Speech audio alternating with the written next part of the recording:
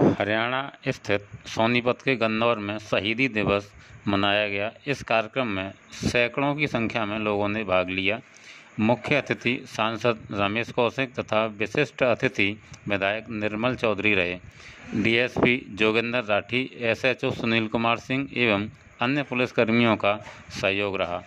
तेज धूप में व्यवस्था को संभाले रखने के लिए गन्नौर के लोगों ने पुलिस के कार्य की सराहना की।